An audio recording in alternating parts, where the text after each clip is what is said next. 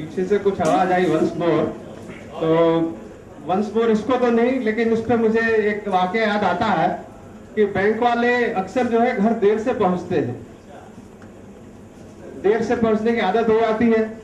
अगर कभी जल्दी पहुंच गए तो घरवाली सोचती है तबीयत तो ठीक है, यानी 7-8 तो बैंक में बजता ही बजता है, इससे पहले कोई घर नहीं पहुंच पाता है।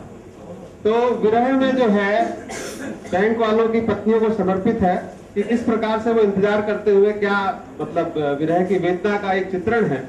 फिल्म स्वामी में येशुदास ने इसको प्रस्तुत किया था। राग कौशिकी में उनका एक प्रयोग है। मेरा प्रयास है, आशा आपको पसंद आए। का सजनी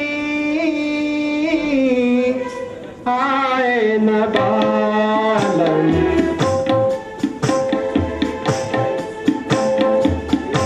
का करूं सजनी आए न बालन, खोज रही है पिया परदेसी अखियां, खोज रही है पिया परदेसी अखियां आए न बालन, का करूं सजनी आए न बालन।